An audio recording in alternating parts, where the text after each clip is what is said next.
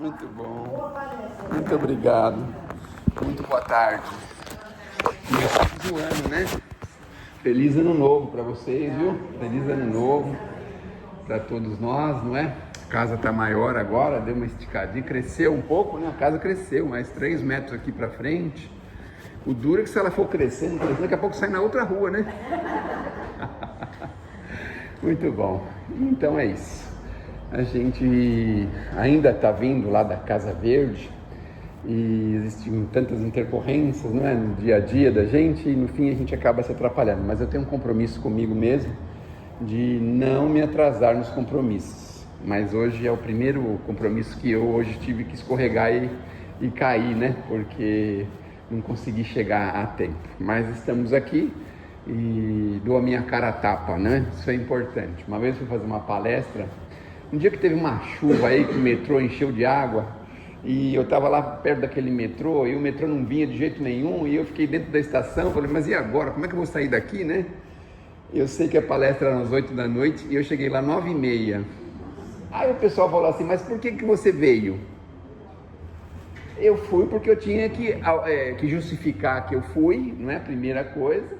E a segunda coisa é assim, eu acho que as pessoas precisam de saber, né, que a gente tem um compromisso. O compromisso foi feito, não poderia simplesmente do meio voltar para trás e ir embora. Eu achei que isso seria uma atitude, assim diríamos, cristã.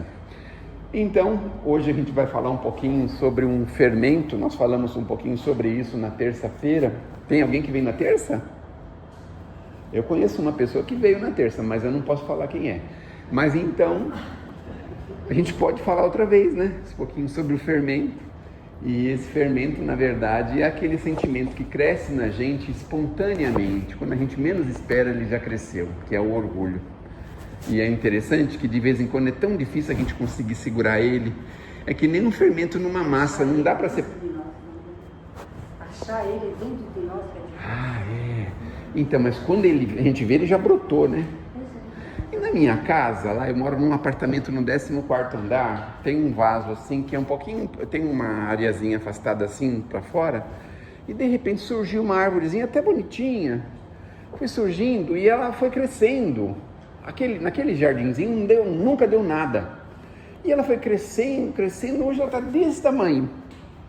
Aí foram pesquisar para saber o que era aquilo. E qual não foi a surpresa? A surpresa foi a seguinte, que era uma planta tóxica, perigosa, e elencaram lá um monte de problemas com a planta, não é?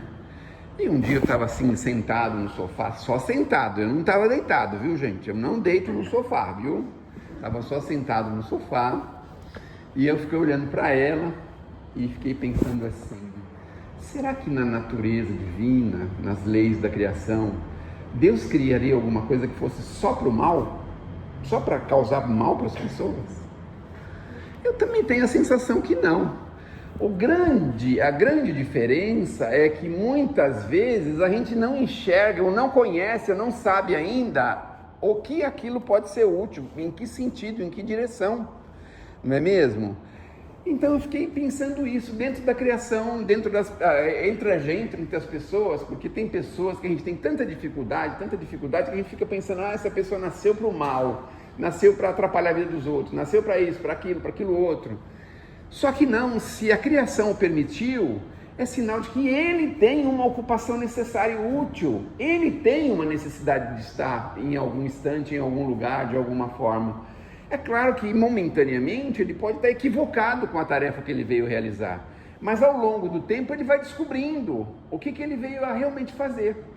Quando a gente fala do fermento, por exemplo, a gente pensa assim, ai meu Deus do céu, esse orgulho acaba comigo, eu fico às vezes chateado de ser desse jeito, não queria ser assim. Só que assim, se o orgulho está na gente, existe uma razão dele existir. Mas o que a gente precisa pensar é que nós precisamos aprender a controlá-lo, a domá-lo. Veja um paralelo, o instinto. O instinto para algumas pessoas é uma coisa forte, não é uma coisa terrível, mas o instinto está aí para salvar a nossa vida, para colocar a gente em guarda em determinadas coisas. O instinto está aí para isso. mas a gente precisa aprender a controlar os instintos. O orgulho pode ser que a gente não saiba exatamente qual é a função dele, não é? Assim, ao certo, principalmente profundamente, mas certamente ele tem uma necessidade na gente. Mas o que nós precisamos aprender é aprender a controlá-lo. E isso é uma das grandes coisas que a gente quase nunca consegue fazer. A gente não tem controle. Você vê o pensamento. De vez em quando a gente se perde nos pensamentos, a gente perde o controle. Já repararam isso? Vou dar um exemplo. Não sei se eu falei isso na terça, mas vou dar um exemplo que, por exemplo, uma música. De repente entra uma música na nossa cabeça e a gente fica rodando com ela um tempão, rodando, às vezes dias, né? E você quer esquecer aquela bendita música e não consegue. Toda hora você fica repetindo. É uma das coisas que a gente percebe do controle que a gente não tem. A gente não consegue ter esse controle. Mas aí vem a outra questão. A ideia é que nós aprendamos a controlar os nossos pensamentos. Porque uma das coisas que nós temos, diferente dos animais, é justamente isso. É o pensamento contínuo. Olha que coisa maravilhosa que é o pensamento contínuo. Porque, por exemplo, um bichinho que você tem em casa, um cachorrinho, um gato, o peixe é pior ainda, mas o cachorrinho, o gato, ele dá um cochilinho ali, ele não pensa em nada naqueles instantes, não tem nada passando na cabeça dele. É interessante.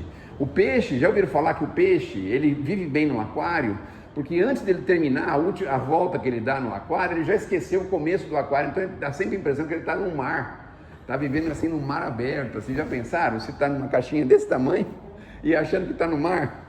Não é? Ele consegue sobreviver assim porque ele tem essa coisa. Tem até filme que fizeram com um peixe que esquecia lá, né? O Nemo, Procurando Nemo, tem uma peixinha lá que ela esquece todas as coisas, né?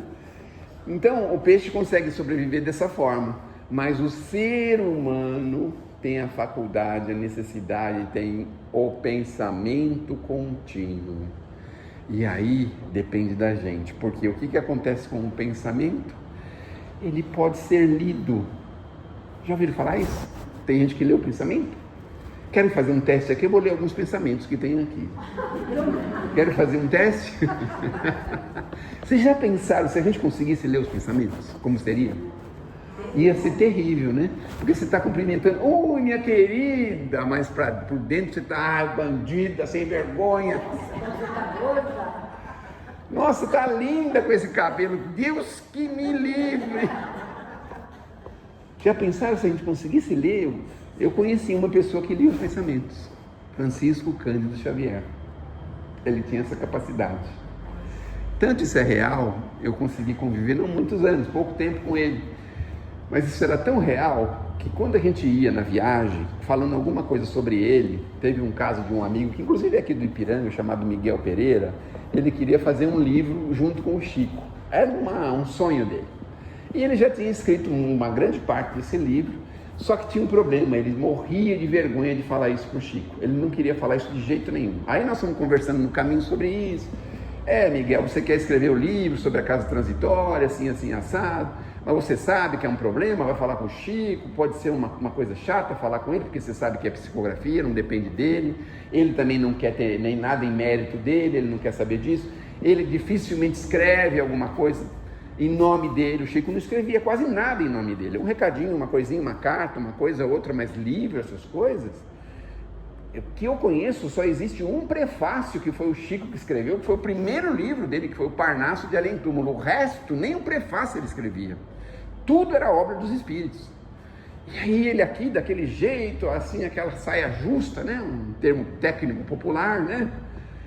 Aí nós chegamos lá, esperamos um pouquinho, porque a gente nunca tocava campainha, sempre esperava alguém sair da casa, e chegamos lá, alguém saiu da casa rapidamente, vocês estão aqui, entra, aí nós entramos lá. Foi ele sentar na mesa, o Chico falou assim, pois é, Miguel, você quer escrever um livro comigo? Pode escrever, viu? Eu já tenho o prefácio pronto. O Chico falou isso para ele, na minha frente. Imagina só, pode escrever. Então, era muito... Artificial. Como é? Essa inteligência artificial. Já era uma inteligência artificial na época, né? Então o Chico tinha essa faculdade, e além de centenas de casos, aquele senhor que estava com uma arma para matar ele, o Chico fala, mas meu filho, por que você quer fazer isso? Não tem problema, logo eu vou morrer sozinho, isso vai ficar na sua consciência. E o moço nem imaginava que ele tinha ido lá para matar o Chico. Olha só que coisa. Então essas coisas de mediunidade que a gente vai percebendo, que essa coisa do entendimento, da forma que a gente vai devagarzinho aprendendo a domar os nossos pensamentos.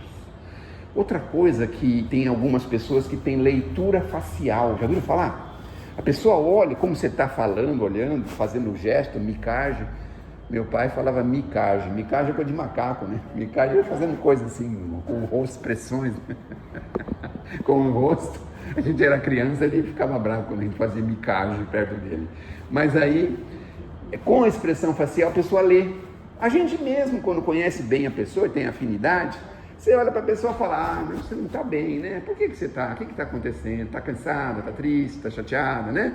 A gente já tem essa linguagem. Então, quando a gente conseguir organizar os pensamentos, por exemplo, aqui não sei se tem alguém que trabalha em empresa, essas coisas, mas, por exemplo, concentração. Como é difícil a gente chegar num ponto de concentração. Como é difícil a gente conseguir fazer alguma coisa com outra pessoa falando. Dormir com alguém reclamando, alguém falando alto, cantando, sei lá, uma música. Lá no meu bairro, é o bairro que é o campeão das escolas de samba de São Paulo todinho. Todas as escolas estão lá no meu bairro, todas elas praticamente. Então, quando vai chegando essa época, mais ou menos assim, a partir de março e abril, ele já começa a preparar o carnaval do ano seguinte. É impressionante, eu fico pensando se o Cristo conseguisse arrebanhar esses trabalhadores aí, meu Deus do céu, o planeta explodir de tanto amor, porque eles são dedicados.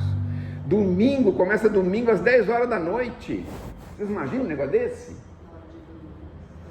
Aí eles ficam lá treinando na escola de samba e tudo, tá tudo bem, tudo certo, né? Mas se a gente conseguisse concentrar, mesmo com o barulho, concentrasse mesmo com alguma coisa, uma televisão ligada, por exemplo, que às vezes em casa acontece isso, você está lá, tem a mesa de sentar e tudo, aí tem a parte que tem a televisão, e aí é criança o dia inteiro, é gente o dia inteiro assistindo televisão, você vai sentar lá para fazer alguma coisa e você fala, ai meu Deus, que força que tem que fazer.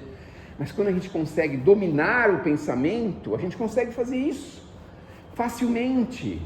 Quando você consegue dominar o pensamento, você vê duas pessoas se desentendendo, você tem equilíbrio suficiente para falar, gente, por favor, né? Quem é que quer perder a razão primeiro? Porque quem encostar no outro perdeu a razão. Primeiro que encostar no outro perdeu a razão. Então, a gente consegue, veja como a gente consegue até viver melhor, mas até domar esse bendito pensamento. Quanto que a gente sofre com isso? Não tem aquelas pessoas impulsivas? Qualquer coisa ela já fala um monte de coisa, já faz, acontece. Às vezes em família, depois você olha para trás e fala, ai meu Deus do céu, falei demais, não é? Podia ter segurado um pouquinho, podia ter contido um pouquinho minha boca, minha língua, não é? E aí a gente descontrola. Os espíritos dizem pra gente que a nossa palavra é como uma flecha que foi disparada. Ela vai alcançar um objetivo. Então, enquanto em pensamento, a gente ainda consegue conter, mas quando você solta a palavra, é como se você soltasse a flecha. Ela já vai procurar o seu objetivo.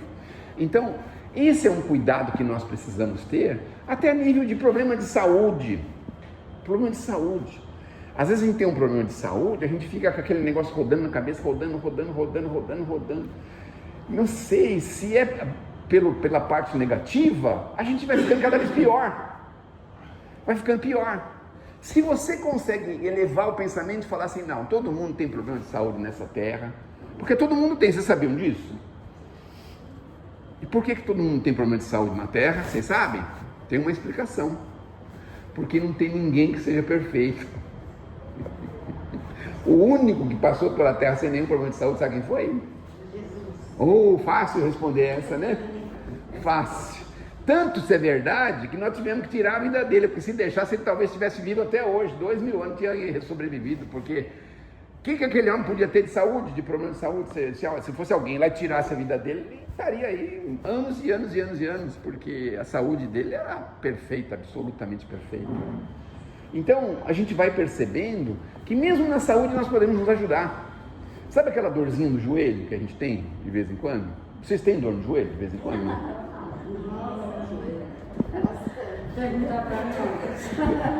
Dor no joelho é uma coisa tão comum, né? Um negócio muito comum, meu Deus do céu. Então, a gente vibrar para encontrar uma saída, uma solução. Outros tipos de problemas que a gente possa ter, dor de cabeça crônica. Tem gente que tem quase sempre aquela dor de cabeça. Conversar com o Criador e falar: Senhor, eu só preciso saber a origem, porque eu quero atacar a origem, não a causa, a origem. Não a consequência, a origem. Quero saber da origem, por que eu tenho essa dor de cabeça? Olha, essa dor de cabeça está sediada em outra vida. Sim, mas o que foi que eu fiz na outra vida? Como é que eu posso desfazer o que eu fiz na outra vida? Porque quero me livrar dela. E outras questões de saúde mais, que muitos de nós temos, a maioria delas a gente sabe por quê, a maioria a gente sabe. Mas se a gente colocar o nosso pensamento a favor, vejam só, se nós somos seres imortais, imaginem só, não tem nenhuma doença que acaba com o espírito, gente. Não tem nenhuma. Ela pode atacar o corpo, mas o espírito não ataca. Não ataca. E aí, se a gente conseguir colocar o nosso pensamento, que é o nosso espírito, em favor do nosso corpo, misericórdia. É o tal milagre. Já ouviu falar do milagre, assim, aquela coisa do milagre? Não é? O que Jesus respondia quando alguém falava: milagre, milagre? A tua fé te salvou. Olha o que ele falava. A tua vontade de curar-se te salvou. E foi só um instrumento. Claro que ele pôs ali uma energiazinha dele e tal, né? Que não era pouca, era sempre muito. Mas a vontade que a pessoa tinha de se curar, a vontade de se libertar daquilo, não é?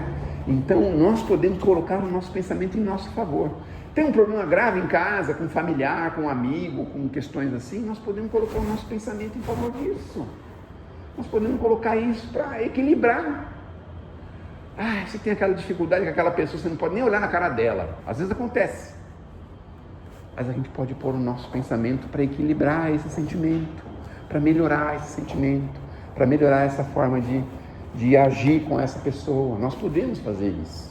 Então, nosso pensamento é altamente poderoso. Mas aí o que acontece? Nós temos esse fermentinho. De vez em quando ele cresce na gente e a gente não consegue controlar, que é o orgulho, não é? Aquele sentimento que a gente tem de achar que é melhor do que os outros, que está acima dos outros, sabe essas coisas assim? Então, por exemplo, quando você reclama com um cobrador de ônibus, alguma coisa, vai para cima dele, fala alguma coisa para ele, ali nitidamente você tem a sensação de que você é mais do que ele, mais do que o motorista. Quando você vai fazer algum serviço, alguma prestação de serviço, você fica achando que você é mais do que aquela pessoa. Pode até ser, até às vezes é mesmo, mas é tal coisa, sabe?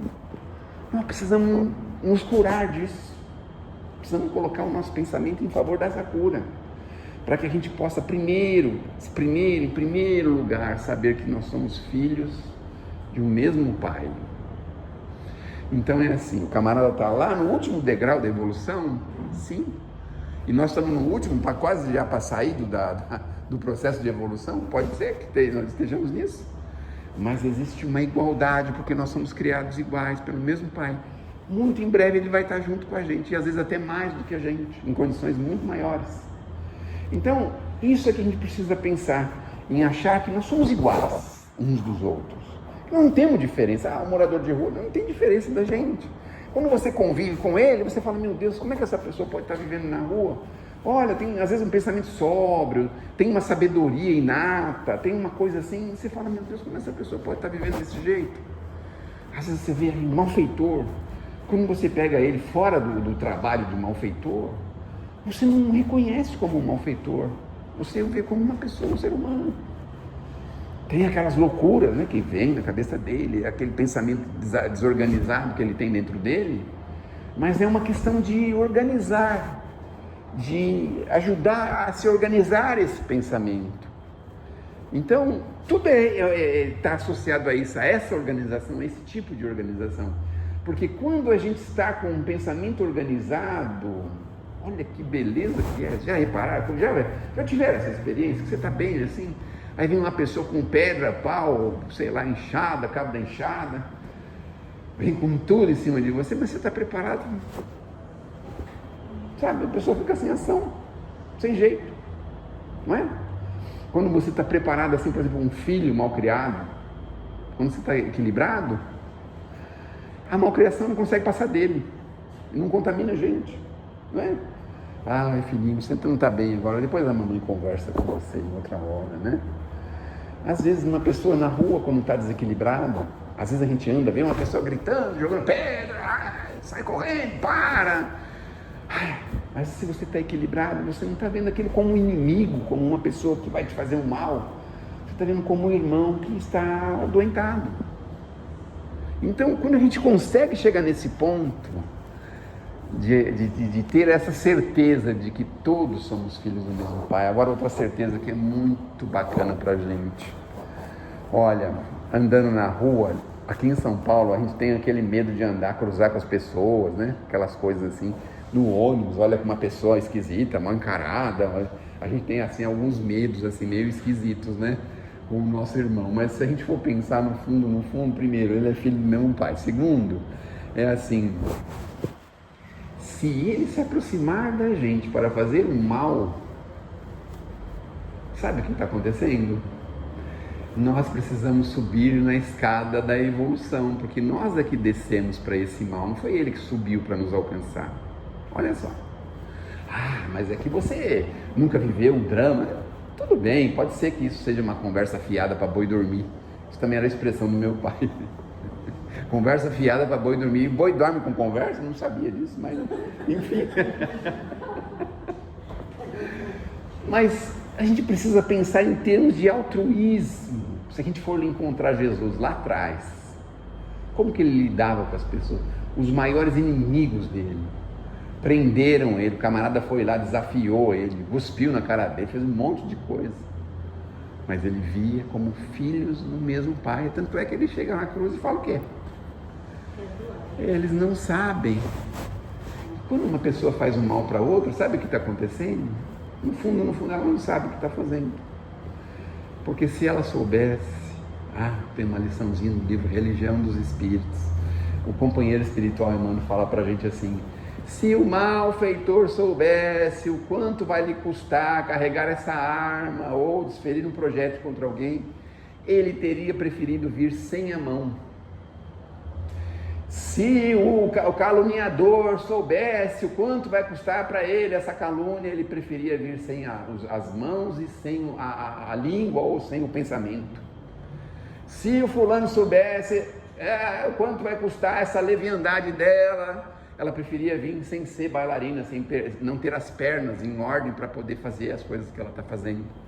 Então isso significa o quê?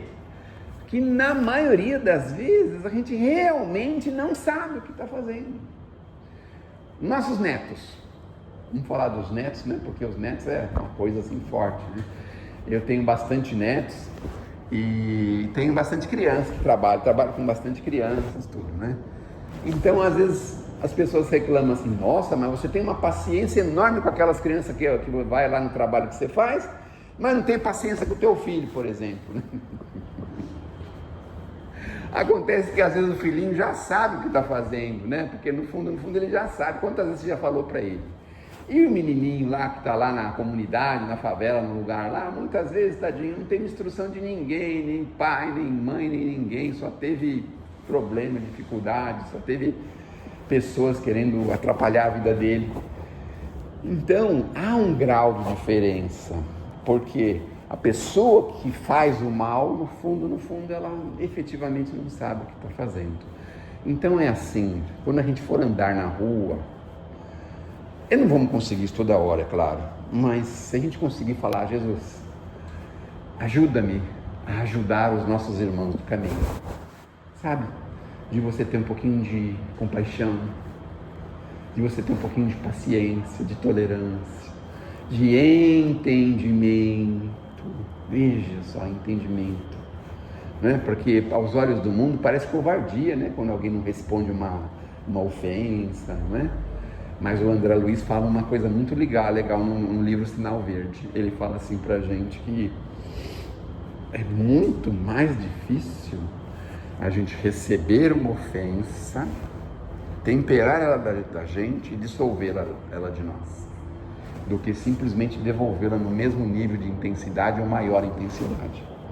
É muito mais difícil a gente dissolver e de nos administrar aquilo do que devolver imediatamente aquela ofensa ou aquela coisa ruim, né? Existem momentos que nós precisamos ser sinceros, existem momentos que nós precisamos falar com as pessoas de uma forma cristã, mas de uma forma enérgica. Mas a maior parte dos momentos não é o momento, a maior parte deles. Tanto é que o Chico sempre ensinava que se a gente quiser ensinar alguém, para ensinar alguém, se a gente não se colocar com bastante amor, a gente não ensina, não edifica. Olha só, um professor está lá ensinando, se ele fica chamando de burro, de não sei o quê, o aluno acaba criando resistência com ele. Pode ser que aprenda alguma coisa na pancada, mas se o professor acolhe, insiste, repete, e tem carinho, sentimento pelo trabalho de ensinar, obviamente ele tem muito mais proveito. Vocês se lembram da escola? Estou falando assim, né? Dá a impressão que eu estou falando para um público extremamente, o quê? Jovem, né? Aí lembrarmos da escola. Mas quais as professoras que a gente traz na lembrança? Quais as professoras que a gente traz na lembrança? Alguns a gente já ficaram para o meio do caminho, mas sempre tem um ou outro que ficou na nossa lembrança, né? Que marcou a gente. Quem é esse que marcou? Os mais severos, mas porém a severidade dele tinha um objetivo, que aquela severidade era com o sentimento de fazer com que você, não é? Aprendesse, não é? Então a gente tem um sentimento, esses professores, que a gente sabia que ele queria que a gente aprendesse, tinha amor pela gente porque queria que a gente crescesse, que a gente se desenvolvesse. Então, no fundo, nós precisamos aprender a lidar, que se fala do Cristo, constantemente do Cristo, porque as pessoas do dia a dia da gente, elas estão cansadas de ouvir falar do Cristo, cansadas. Sabe o que elas estão querendo do Cristo? As nossas ações, querem ver o Cristo por nós. Não adianta a gente só falar. A gente pode sair falando daqui na Gentil de Moro todinho, Santa Cruz, Oefren, sei lá, Avenida Ibirapuera, não sei para onde é que vai dar isso aí. Pode sair falando para... Mas se você não demonstrar o Cristo de uma forma caridade, de amor, de entendimento, não vai edificar nada. Não tem aqueles nossos irmãos que ficam lá na praia, ficavam, agora quase não vejo, eu passo muito lá, né? Não vejo, tinha uns que ficavam batendo na Bíblia e pregavam a Bíblia, queria colocar a Bíblia dentro da cabeça da pessoa de qualquer jeito. Então, tudo bem, ali é um trabalho de enxada, de picareta, né? Mas para a gente assimilar o Cristo, é preciso você ver alguma coisa boa que a pessoa esteja fazendo, alguma coisa realmente cristã que a pessoa esteja fazendo. Então, o gesto de tolerância, um minuto de paciência. Então, isso se a gente conseguir isso, certamente a gente vai conseguir demonstrar o Cristo sem precisar falar nada. Então é assim, mas qual religião? Não importa. Se a gente demonstrar o Cristo, acabou, é só isso que nós precisamos, não é? Mas para fazer isso, não basta só conhecer, né? É preciso o exercício, é preciso a prática. A gente sai da faculdade, porque a casa espírita é uma espécie de faculdade do espírito, não é? Não pode ficar 50 anos na casa espírita e sair para a rua sem nenhuma prática cristã. Nós precisamos buscar a prática cristã. E a prática cristã é justamente nesse ponto, não é? No ponto de a gente exemplificarmos o Cristo. Claro, não dá para ser como o Cristo foi, mas dá para ter uma outra coisinha que o Cristo teve, sabe? Acolhimento, amor, bondade, efusividade com as pessoas, alegria em ver os amigos, não evitar as pessoas, não criar polêmica para as pessoas, evitar falar mal das pessoas. Tem uma relação tão grande de coisas, mas tão grande, eu não sei, mas eu acho que vocês também gostam quando encontram uma pessoa que nos acolhe, que tem prazer em conversar com a gente, de falar com a gente. Não tem aquela coisa, estou atrasado, meu Deus do céu. Já sai com, desculpa, daqui uns 100 anos a gente se encontra de novo, aí eu posso conversar. Mas ter aquele minutinho, sabe, agradável, uma coisa assim, de amor mesmo, né, pelo semelhante. Imagine, o Cristo não exemplificou o amor por quem? Por Judas. Judas, meu Deus do céu. Não demonstrou amor por ele, não pediu que os outros discípulos tivessem bastante compaixão, compreensão dele. Aceitou Judas até o último momento. Veja só, o maior inimigo, né? Porque o que ele fez, na verdade, foi terrível, né? E o Judas também nem sabia o que estava fazendo, porque ele tinha um objetivo, mas no fim aconteceu outra coisa. Mas o Cristo, mesmo sabendo tudo que... Imagine se o Cristo não sabia o que ele ia fazer. Claro que sabia. Não é naquele instante lá que eles estão conversando na mesa, na Santa Ceia, né? Que a igreja fala muito. Ele nos chama lá e fala, olha, vai ter um de vocês aqui que vai ter um problema comigo, assim, assim, assado. Essa pessoa vai o primeiro que pegar o prato. Se fosse eu que estivesse lá, ia ser eu, porque ia ser o primeiro a pegar o prato para comer. Mas graças a Deus não era eu, né? Aí, o que aconteceu? Aliás, eu tenho Tadeu no meu nome, mas o Judas Tadeu era outro, né? Tem um outro Judas, ainda bem. Ufa! Não tinha essa história lá na Santa Ceia e tal? E ele explicou o que ia acontecer e tal, essa pessoa, isso vai acontecer assim, assim, assim, assado e tal. Vou ficar mais um pouquinho com vocês, mas depois eu vou vir dar um testemunho e tal. Ele explicou tudo o que ia acontecer. Ele sabia, conhecia o Judas de séculos, Tanto é que ele conhecia cada um dos discípulos há séculos. Porque, primeiro que ele foi chamar as pessoas certas. Mas como é que vai chamar um pescador iletrado? Ele conhecia o pescador há séculos, sabia qual era a intimidade do pescador. Vai chamar o coletor de impostos, meu Deus do céu, a pessoa mais ojeirizada daqui. Porque ele conhecia o sentimento do pescador, do cobrador de impostos, não é? Vai chamar o comerciante, que era o Judas. Por que vai chamar o comerciante aí? Para fazer o quê, meu Deus do céu? Sabia quem era. E ele deu a oportunidade para o Judas se levantar, né? Olha a oportunidade que o Cristo deu para ele. Porque poderia ter sido de outro jeito, não poderia? Claro que ele sabia que tinha muita chance de ser assim, mas poderia ter mudado. Ele poderia ter recuado na última hora, ele poderia não ter indicado o Cristo, ele poderia ter entregue as moedas de volta antes de entregar o Cristo, poderia ter feito um monte de coisa. Então ele conhecia cada um dos discípulos, cada um deles. E no entanto, acolheu a todos, ajudou a todos. Olha o Simão Pedro. Simão Pedro não queria matar todo mundo? Era bravinho para Chuchu, não era? Bravinho, irascível. E no entanto estava com Cristo. Não era mesmo? Então, e aí o Pedro virou quem? A pedra do Evangelho, porque foi o Pedro, o Pedro, né? O Pedro mesmo. O João tem a história depois, mas o Pedro continuou o trabalho com a Casa do Caminho, que enfrentou os romanos, enfrentou os próprios compatriotas judeus, que depois foi sacrificado, né? O João tem a sua história também, né? Que acolheu a mãe, não teve medo de ficar com a mãe, de dizer e proteger a mãezinha do Cristo, né? Então veja que ele conhecia cada um dos elementos, e mesmo com as imperfeições de cada um. Olha, não precisamos ir tão longe, 2000 anos, vamos colocar aí 50 anos atrás. O Chico Xavier, ele tinha algumas pessoas que viviam com ele. Tinha um senhor chamado Vivaldo da Cunha Borges, que fazia a catalogação das mensagens dos livros do Chico. Esse moço, Chico, pegou ele num sanatório, e ele fumava um cigarro atrás do outro, assim, ó, acendia um e fumava outro. E quando a gente vai lá, você ficava escandalizado, mas como é que uma pessoa deve trabalhar com o Chico? E o Chico estava pouco se importando com isso, com esse problema. Tinha um outro senhor também, que trabalhou com o Chico, eu não me lembro agora o nome direitinho dele, que também fumava um cigarro atrás do outro, trabalhava com o Chico, ali do ladinho do Chico. Então essas imperfeições para o Chico não era nada, não era nada.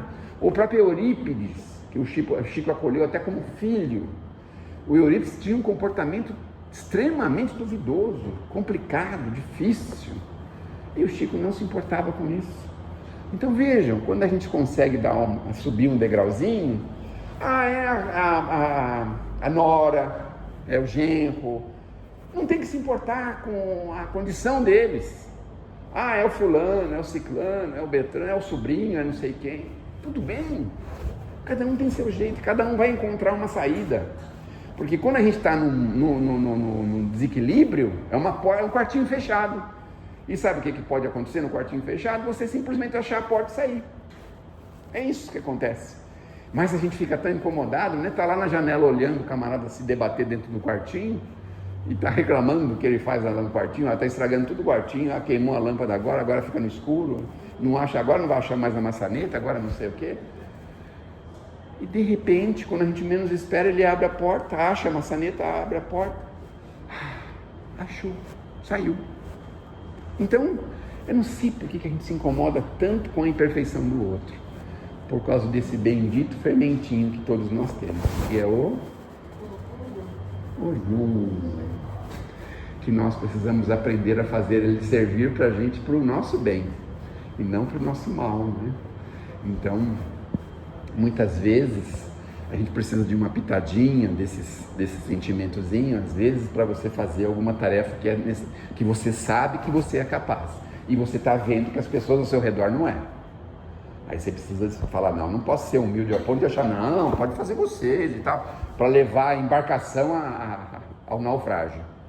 Se você sabe que você é capaz e está vendo as pessoas que não estão conseguindo, aí você tem que atuar, você tem que fazer, né? Então talvez a pitadinha desse orgulho de vez em quando é importante para a gente poder se disciplinar e poder progredir. Que Deus nos abençoe, que Jesus nos ilumine. E agora recebi a advertência para encerrarmos a nossa tarefa de hoje. Pode continuar, né? Pode continuar, tá bom.